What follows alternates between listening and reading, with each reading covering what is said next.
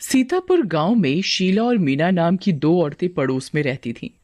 उन दोनों में बहुत गहरी दोस्ती थी, पर दोनों की कोई संतान नहीं थी।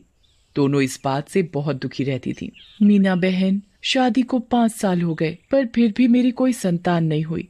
ना जाने कब मेरी गोद में मेरी संतान आकर खेलेगी। हाँ शीला बहन, मैं भी इस बात से बहुत दुखी हूँ। मेरा घर भी बिना संतान के मानो सूना सूना लगता है। तुम्हें पता है, संतान ना होने के कारण मेरे ससुराल वाले भी मुझसे रूठे रूठे से रहते हैं। कोई मुझसे ठीक से बात ही नहीं करता। हाँ, मेरे घर में भी कुछ ऐसा ही हो रहा है। फिर कुछ दिन बाद मीना को उसकी माँ का फोन आता है। अरे बेटी मीना, कैसी हो? हाँ माँ, ठीक ही हूँ। अरे बेटा, उदास ना हो। मुझे पता है कि तेरा मुंह क्यों उतरा हुआ है। तेरी संतान नहीं हुई अब तक, इसलिए उदास है ना? हाँ माँ, संतान ना होने के कारण कितने ताने सुनने पड़ते हैं ससुराल वालों से, आपको तो पता ही है ना? हाँ बेटा, मुझे सब पता है, पर अब तुझे और ताने नहीं सुनने पड़ेंगे। तेरे संतान न होने की समस्या का हल ढूंढ लिया है मैंने। क्या माँ, क्या बोली तुम? सच? मेरी समस्या का हल ढूंढ लिया तुमने? क्या अब मेरी भी संतान होगी? हाँ बेटी हाँ, मुझे पता था ये सुनकर तू बहुत खुश हो जाएगी। अरे माँ, बाकी सारी बातें छोड़ो, जल्दी बताओ हल क्या है। अरे बेटा, हमारे इधर गांव में एक चमत्कारी बाबा आए हैं। मैंने उनसे तेरे लिए बात की है। वो कह रहे हैं कि तेरी समस्या का हल हो जाएगा। अच्छा माँ, क्या हल बताया उस बाबा ने? अच्छा माँ, ठीक है, मैं अगले हफ्ते ही आ जाऊंगी वहाँ। मीना इस बात से बहुत खुश हो जाती है कि उसकी संतान ना होने की समस्या का हल मिल गया है, और वो ये बात शीला को भी बताती है। शीला, तुझे पता है, आज मेरी माँ का फोन आया था। उन्होंने बताया कि मेरी संतान ना होने की समस्या का हल मिल चुका है। उनके गांव में एक बाबा आया है जिससे मेरी माँ मिलवाएगी, और फिर वो बताएंगे कोई हल। अच्छा, अरे वाह, ये तो बहुत अच्छी बात है। चलो, हम दोनों में से किसी की समस्या का हल तो मिला। दोनों में से एक क्यों? शीला, एक काम करना, तू भी चल मेरे साथ मेरी माँ के गांव। उस बाबा से तेरी भी मुलाकात करा दूंगी, और क्या पता तेरी भी समस्या का हल हो जाए। नहीं मीना, मैं नहीं जाना चाहती। मैं इन सब बाबा बाबा को नहीं मानती, और क्या पता वो ढोंगी निकले। मेरी मान तो तू भी अपनी माँ को बोल कि वो भी पहले उस बाबा की जान पहचान कर ले।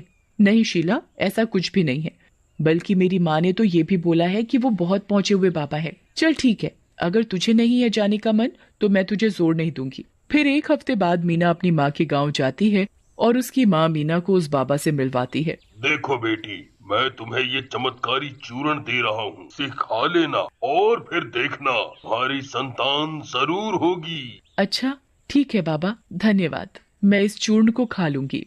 अच्छा बेटी, लाओ, मेरी दक्षिणा दे दो, 300 रुपए।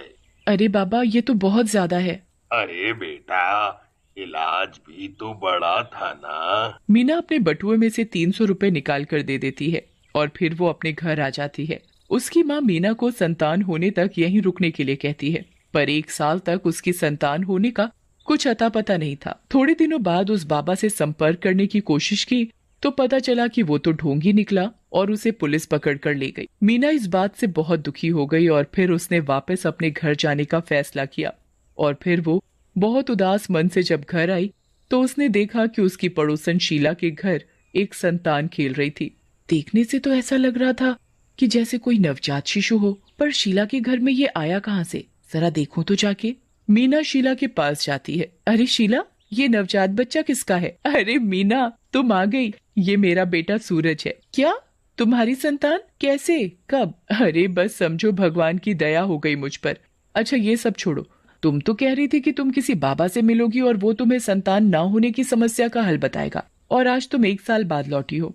अब तक तो तुम्हारी संतान तुम्हारी गोद में होनी चाहिए। कहाँ है तुम्हारी संतान? जरा मैं भी तो खिलाऊं तुम्हारी संतान को। बताओ ना, कहाँ है? मीना शीला की बात सुनकर बहुत शर्मिंदा हो जाती है। शीला, जिस बाबा को मैं अपनी समस्या के बारे में बताने वाली थी, वो बाबा ढोंगी निकला और उसे पुलिस पकड़ कर ले गई, और मेरी कोई संतान नहीं हुई। ओह मीना, ये सुनकर मुझे बहुत बुरा लगा, पर तुम चिंता मत करो, तुम्हारी संतान जरूर होगी।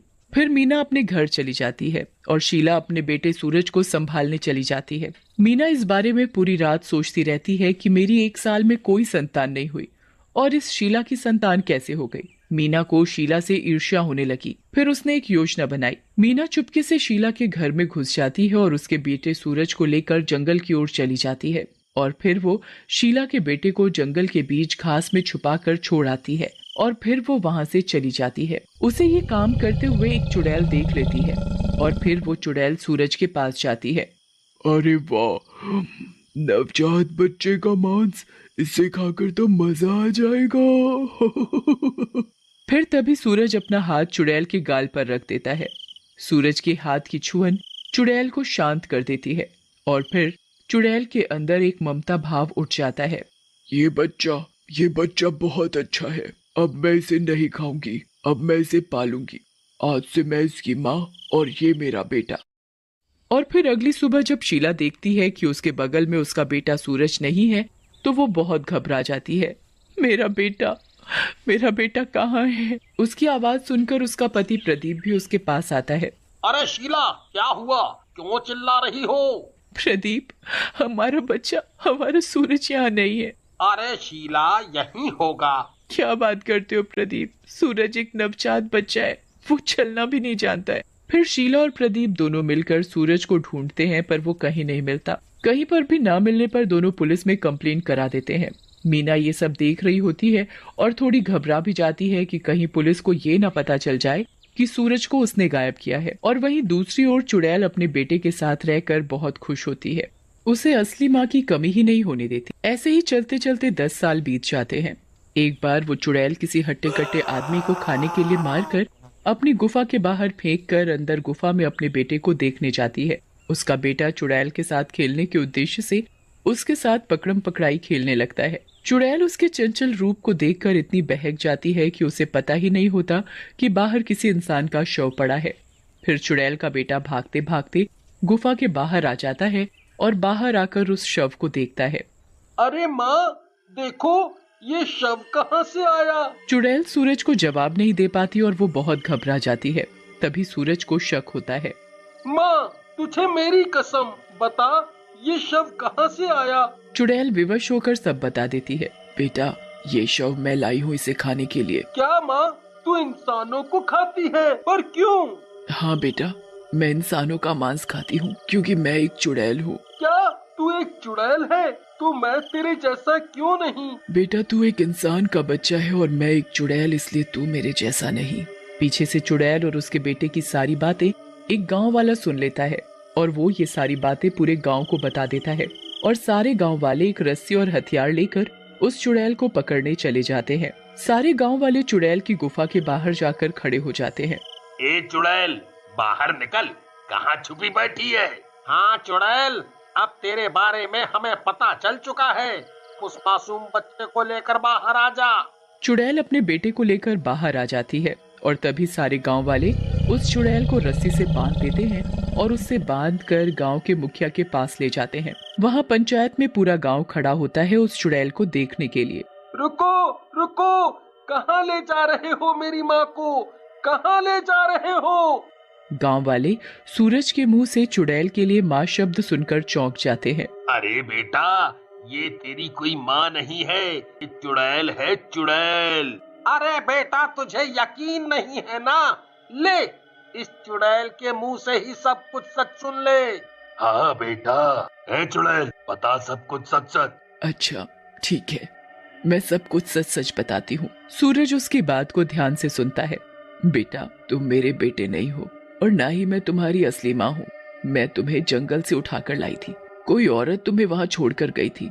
उस औरत को तो मैं नहीं जानती, पर जब मैंने तुझे खाने के लिए गोद में लिया तभी मेरे मन में तेरे लिए ममता की भावना जाग गई और फिर मैं तुझे अपनी बेटे की तरह पालने लगी। तुझे तेरी असली माँ की कमी नहीं होने दी। सूरज ये बात सुनकर बहुत दुखी हो जाता है। तभी गांव की भीड़ में से मीना निकल कर आती है और शर्मिंदा होते हुए सबको बता देती है कि उसी ने सूरज को जंगल में छोड़ा था। मैंने ही तुम्हें जंगल में छोड़ा था जब तुम नवजात बच्चे थे। तुम कोई और नहीं, मेरी पड़ोसन शीला के बेटे हो। मैं उससे ईर्ष्या करने लगी थी क्योंकि उसकी संतान हो गई थी, पर मेरी नहीं हुई थी, तो मैंने उसे संतानहीन करने के लिए तुम्हें जंगल में छोड़ दिया। तभी भीड़ में से शीला और उसका पति प्रदीप आ जाते हैं। क्या? तो तुम थी जिसने मेरा बेटा गायब किया? एक माँ को उसके बेटे से अलग करते हुए तुम्हें शर्म नहीं आई? मुझे माफ कर दो शीला, ईर्ष्या की भावना में मैंने बहुत बड़ी गलती कर दी। देखिए, मुझे नहीं पता कि मेरी असली माँ कौन है, पर मैं ये जानता हूँ कि ये चुड़ैल जैसी भी है, ये मेरी माँ है, इसने मुझे पाला है। नहीं बेटा, मैं जानती हूँ तू मुझसे बहुत प्यार करता है, पर बात को समझने की कोशिश करो। मेरे साथ तुम्हारा कोई भविष्य नहीं है। तुम अपनी असली माँ के पास जाओ, जिसने तुम्हें जन्म दिया है। वो तुम्हारा भविष्य बनाएंगे, तुम्हें पढ़ाएंगे, लिखाएंगे। हाँ बेटा, तू मेरा बेटा है। सूरज, अपनी माँ के पास वापस आ जाओ। मैं ही तुम्हारी असली माँ हूँ। ठीक है, मैं तुम्हारे पास आ जाऊंगा, पर मैं अपनी पालने वाली माँ से दूर नहीं होना चाहता। तेरी ये इच्छा भी पूरी होगी मेरे बेटे। तेरे अगले जन्म में मैं ही तेरी असली माँ बनूंगी। मैं ही तुझे जन्म दूंगी और तू मेरा बेटा बनेगा। इतना कहकर चुड़ैल हवा में उड़कर गायब हो जाती है और सूरज खुश होकर अपने असली माँ पापा के पास वापस चला जाता है।